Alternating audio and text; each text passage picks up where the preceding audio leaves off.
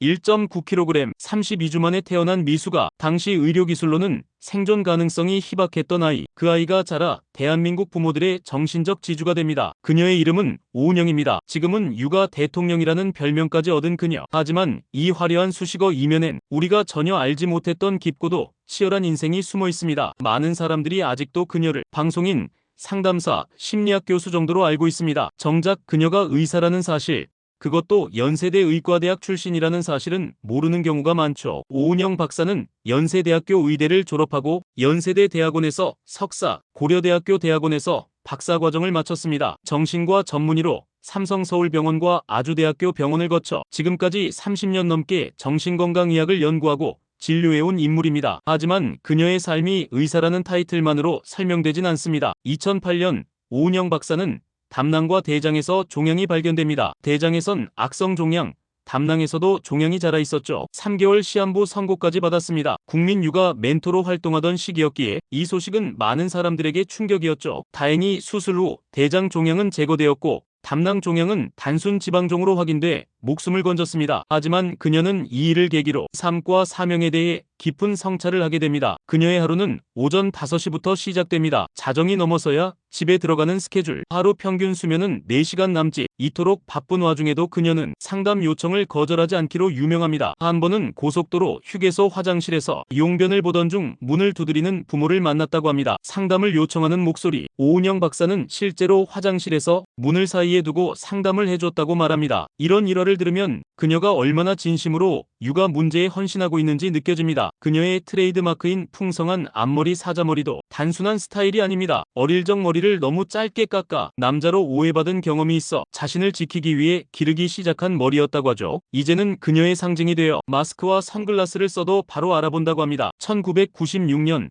아직 정신이라는 단어에 거부감을 갖던 시절, 오은영 박사는 오산시와 함께 전국 최초의 어린이 정신건강센터를 개설합니다. 아이의 정서와 발달을 위한 지자체 차원의 정책이 존재하지 않던 시대에 그녀는 이미 그 중요성을 알고 앞장섰습니다. 그 시절엔 정신건강이 아니라 그저 문제와 교정 정도로만 인식되던 때였죠. 그녀는 시대를 한참 앞서 있었습니다. 그녀의 상담비는 10분에 9만 원, 비싸다고 말하는 사람들도 있지만 분기별 예약이 30분 만에 마감될 정도로 그녀의 시간은 절실하게 요청받고 있습니다. 그녀는 말합니다. 돈이 전부는 아니지만 내 역할을 정확히 구분하는 계약이 있어야 진짜 치유가 시작됩니다. 그녀는 명품을 즐기지만 동시에 홈쇼핑 단골이기도 합니다. 한 방송에서 에르메스도 입고 홈쇼핑에서도 산다고 웃으며 말했죠. 실제로 5천만 원이 넘는 마이바흐 S650을 몰지만 치킨을 가장 좋아하는 음식으로 꼽기도 했습니다. 현실적이고 인간적인 모습은 그녀의 또 다른 매력이기도 합니다. 1990년대 연세대 세브란스 병원 레지던트 시절 스토킹 피해도 겪었습니다. 매일같이 의국에 침입해